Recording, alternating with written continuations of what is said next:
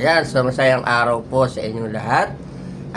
For today's video, ang pag-uusapan po natin ay yung pong second chance, no? At nga po pala, araw nga po ng Sunday ngayon, so inanyayahan ko po kayo na pumunta, dumalo sa ating mga bahay-sambahan para magpasalamat sa Diyos. Sa Lucas chapter 19 ay basa po natin doon ang kasaysayan ni Zaccheo. Sino nga ba si Zaccheo? Si Zaccheo po ay isang maniningil ng buwis, no, na sa panahon po nila ay isa sa pinakakurap na tao at mandaraya. No, kahit naman po sa atin dito minsan meron mga ganon, no. Yan po kasi yung ating mga nasa BIR na mga collector, no. At dahil nga po sa ang Roma noon ay under po ang Israelita o Israelite, sila po ay nagbabayad ng buwis sa Roma. At dahil po sila ay nagbabayad ng buwis sa Roma, ang tingin po nila sa kanilang mga kababayan na nagpapagamit sa mga sa Roman government ay isa pong taksil sa bayan. At ito po ay kalaban nila. Plus pa nga yung factor na hindi po tapat, dinadaya po sila, no?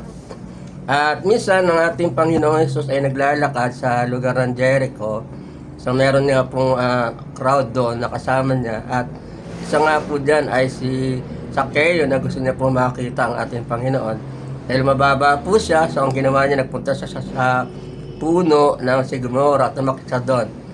Hindi para mapansin ang ating Panginoon, kundi para lang makita ang ating Panginoon. Siguro for curiosity. At laking gulat po ng maraming tao nang tumigil po ang ating Panginoon kung nasaan si Zaccheo.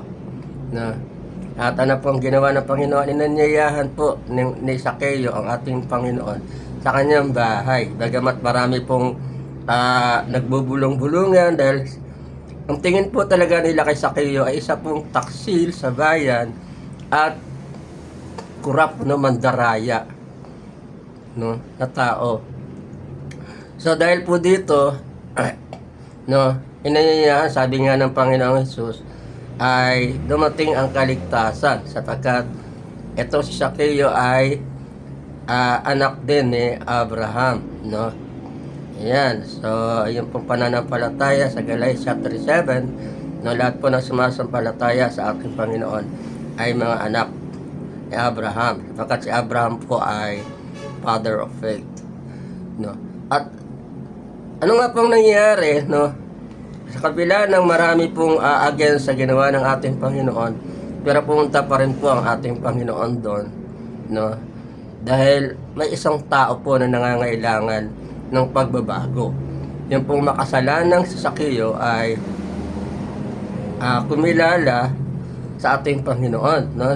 At that time, nasamampalataya siya, no? Kasi wala po kasi imposible kahit anong sama ng tao. Kapag siya po ay lumapit sa Diyos, magkakaroon po siya ng conviction o magkakaroon siya ng pagbabago sa kanyang puso at sa kanyang isipan. Kaya ang sabi nga ng ating ni Zaccheo doon, sabi ni Zaccheo, Panginoon, no, kung ako ay nagkasala, no, sa mga taong ito, no, isusoli ko yung kalahati ng aking kayamanan sa kanila. At kung may nadaya ako, ay 4 na beses kong ibabalik sa kanila. Ito po yung bunga ng pananampalataya. May changes po na nangyari, no, instant sa buhay ni Zaccheo, no. At siya po ay nagkaroon ng pagbabago sa kanyang puso dahil naramdaman niya na sa kabila ng kanyang makasalanang buhay, nandun pa rin ang ating Panginoong Hesus na handa siyang patawarin at handa po siyang bigyan ng ikalawang pagkakataon. So ano pong ibig ko sabihin, mga minahal? Maaaring sa ating mga nasa public officials na nadadamay sa ating mga flood control program, maaaring nandiyan kayo, napaparusahan, nandiyan na kayo sa batas, na hinaharap ninyo ang mga consequences ng inyong mga ginagawa. Pero may isang bagay na pwede po tayong gawin sa ating pong eternal punishment, no? Na pwedeng mangyari kapag hindi po ito natin ginawa. Ano po yon? Yung paghingi ng tawad at pagsisisi sa ating pong Panginoon. Tandaan po natin, kahit gaano po kalaki ang ating kasalanan, handa po tayo patawarin ng ating Panginoon. Ganyan po ang ating Diyos. Maaring haharap ka sa batas ng tao, pero sa batas ng Diyos, wala ka ng obligasyon na harapin ang kaparusahan na nakalaan sa mga taong makasalanan. Sapagkat ang Diyos po ay nagbibigay sa atin, no, ng kapatawaran kahit hindi po sa mga public official natin, kahit po sa ating mga ordinaryong tao, na hindi lang naman po kasi sila ang nagkakasala no.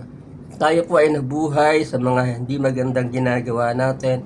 It is time na tayo po ay magbalik loob sa Diyos at hayaan po natin ang Diyos ay magbigay daan sa ikalawang pagkakataon para mabago ang ating buhay at tayo po ay lubusang makalaya sa kaparusahang inihanda ng Diyos sa mga makasalanan. Kaya nga po doon sa ating mga public official, maaring humaharap kayo ngayon sa parusa ng batas ng tao. Pero pag lumapit kayo sa Diyos, humingi kayo ng pagsisisi at pagpapatawad, ang Diyos po ay nagpapatawad kahit gaano kalaki ang ating kasalanan. At wala na po tayong haharaping eternal judgment and punishment sa harap ng Diyos dahil pinatawad po tayo ng Panginoon. Tandaan po natin, kahit gaano kalaki ang ating kasalanan, sa taimtim po tayong lumalapit sa Diyos, humingi ng pagpapatawad at pagsisisi, matatawarin po tayo ng ating Panginoon. Hindi dahil sa Pasko, hindi dahil sa bagong taon, hindi dahil sa pagpapakumbaba natin at paglapit sa Diyos. Ano man po yung ating nagawang mga kasalanan, maaari ikaw ngayon na nanonood, may mga bagay kang ginagawa na hindi ka lugod-lugod sa Diyos. Na maaring may mga bagay kang ginagawa na nakakasira hindi lamang ng buhay mo, kundi buhay ng ibang tao. It is time na lumapit po tayo sa Diyos. At ang Diyos po ay nagpapatawad at ang Diyos po ay nagbabago ng buhay. Kagaya po na sinabi ni Zaccheo, kung meron akong nadaya o kung ibabalik ko, sabi niya, ibabalik ko yung aking kayamanan, kalahati nun, ibabalik ko. This is the instant changes of the heart of Zaccheo. And secondly, sabi niya, kung meron ako nadaya, ibabalik ko ng 4 na beses sa kanila. Ito po yung resulta ng pagsisisi. Yung nagkakaroon ka ng pagbabago at pagtutuwid ng iyong buhay. Sa nawa po ay meron po tayong natutunan. Tandaan po natin, kahit gaano kalaki ang ating kasalanan, hindi ka man public official, ordinaryong tao, ikaw na nanonood ngayon, gusto mong magbago, hindi po nakukuha yan sa New Resolution. Ang kailangan natin, lumapit at totoong magsisi sa ating kasalanan at hingin natin ang tulong ng Diyos para sa ating pagbabago. Sa masayang araw po at nawa po ay maging pala kayo sa video ito. Tanggapin po natin ang biyaya at pagpapala at kapatawaran ng ating Panginoon sa pangalan po ng ating Panginoon Jesus. Amen and amen. Thank you and God bless. Blessed Sunday to everyone. Once again, inaanyayahan ko po kayo pumunta sa ating mga respective churches. Amen.